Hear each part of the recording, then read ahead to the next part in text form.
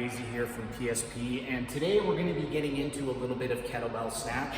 We'll talk about what that movement is, and we'll talk about the factors that go into making a smooth movement. I'll give you an example, obviously in real time and slow motion, and then we'll break down what's happening anatomically from the lower body all the way up to the kettlebell placement in your hand. So what is the kettlebell snatch? It may be the quintessential kettlebell movement as you're combining a deadlift and a swing. It's a fairly violent movement, although it is supposed to be smooth and controlled. So it's a dynamic move, there's power involved. Dynamic because there's multiple joints moving, there's power because you're happening to swing a considerable amount of weight relative overhead and control it. Triple extension, so it is posterior chain heavy, meaning calves, hamstrings, glutes, erector spinae, and your lower back. The triple extension specifically is extension of the ankles, knees, and hips, and that's what is creating the torque to help create the inertia to get the kettlebell overhead. Primary pairing factor with the triple extension is a fair amount of abdominal strength and coordination equaling stability. So if you don't have a stable core, if you don't have the strength, once you get that kettlebell overhead, you're gonna be all wonky and you're gonna have to. So right now I'm gonna bang out a few reps for you. That way you can take a look at what the whole thing looks like. And then like I was saying, we'll have a little bit of a breakdown and we can get into the nuances and the details.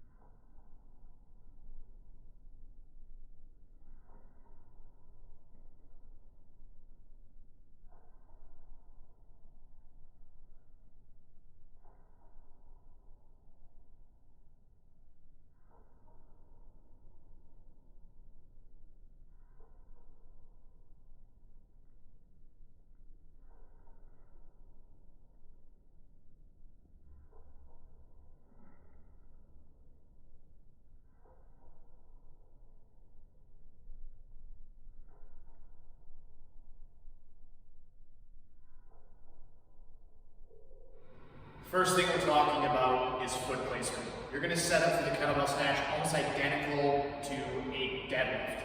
You're going to set up feet about shoulder width apart. That way the bell has somewhere to swing for your legs. If you're standing this narrow, you're going to have problems.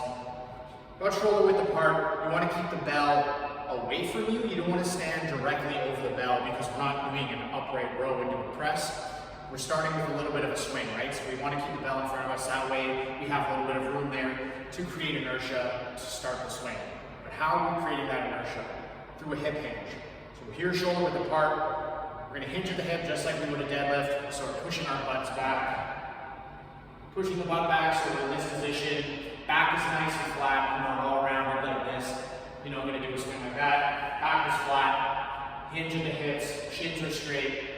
Now I'm in a very strong position here to lift the weight. Deadlift here, snatch out here. So here on the deadlift, I just extend my hips, boom, deadlift. See it a million times. Back into the hinge, I'm out here, look at this. Now I can kind of create a little bit of a swing.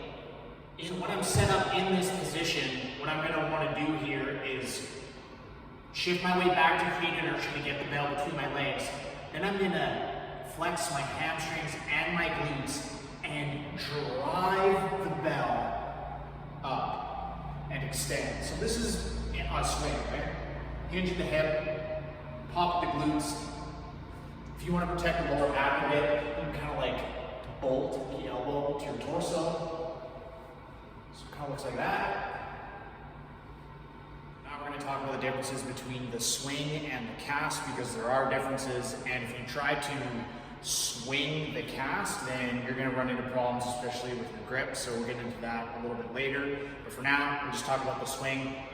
So after you've done your triple extension and the bell is in this position, this swing position, this is now when you're going to sort of shift your weight back. Pretend my arm is fully extended here. Maybe this kettlebell is too heavy for this demo.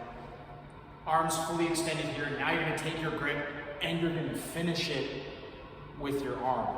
So if I step back here so you get a better image. Here, right about there is when I'm taking control of it and I'm finishing it with my arm. Now on the cast, we'll get to the grip later. On the cast, I don't want to have a full drop with the kettlebell like this, where it's a reverse swing like that, because that's going to be major problems, especially on your grip. Your hands are going to be chewed up.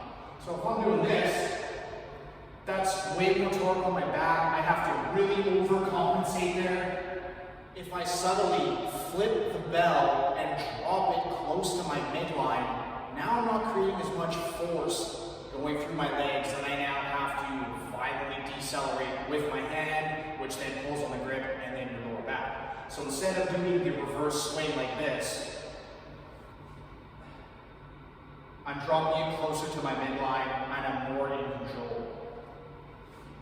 Like that. See the difference there?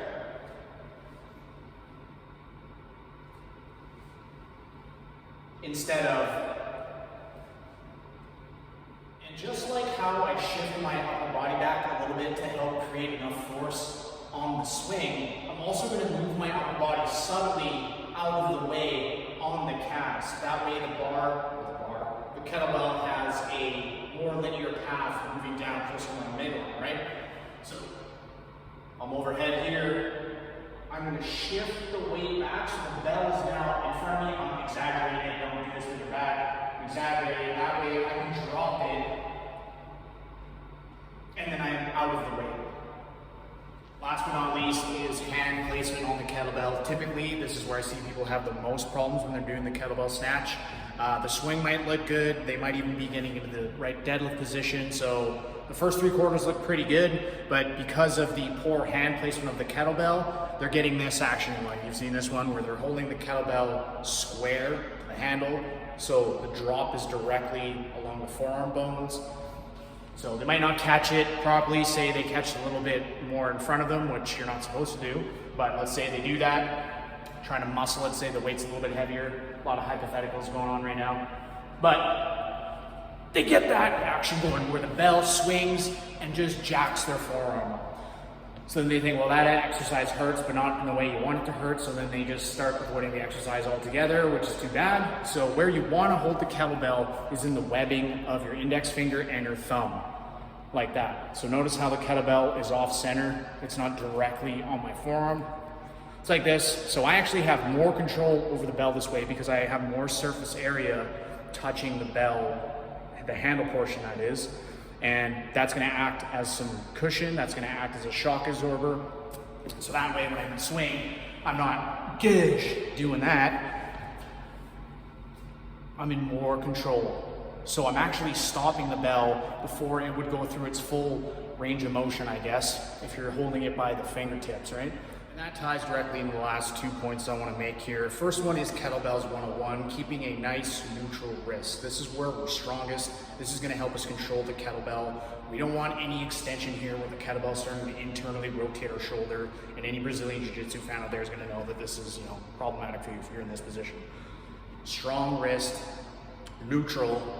This is where you're going to have the most success. This is where the most proper technique is going to happen, and this is going to mitigate, your forearms get beat up like that. And that also ties in a little bit to the placement of your wrist during the movement. So it isn't a movement that is just 100% pronated. I'm doing my swing and I'm doing my catch from a pronated position. Our wrist actually rotates in the swing and in the cast. So on the way up, also mitigating the drop of the kettlebell, is our wrist is going to turn a little bit, right? So we're kind of catching it on this position. We're not catching it totally flat. Our wrist is rotating a little bit, right? And then on the way down, your wrist is going to go the other way. So you're going to be catching it almost in this position. So your wrist is rotating, and this is going to help cushion the fall of the kettlebell, and this is going to help stop the kettlebell from slamming your forearm. On the cast, if you're rotating your wrist properly, you shouldn't actually feel the weight of the kettlebell's G-force until, just back up here, until you're right about here. So the kettlebell should just be nice and free falling, and as you're going into your deadlift position, you're bracing that impact.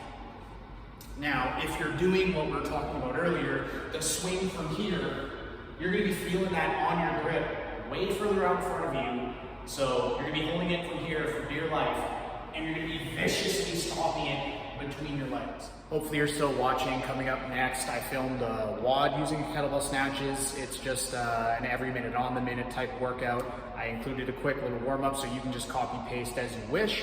And you'll also start to see as the weight gets increased where I start to compensate or where I'm weak. I notice on my left side, I try to rotate through the trunk to create that extra little bit of force. So that's something I got to get rid of.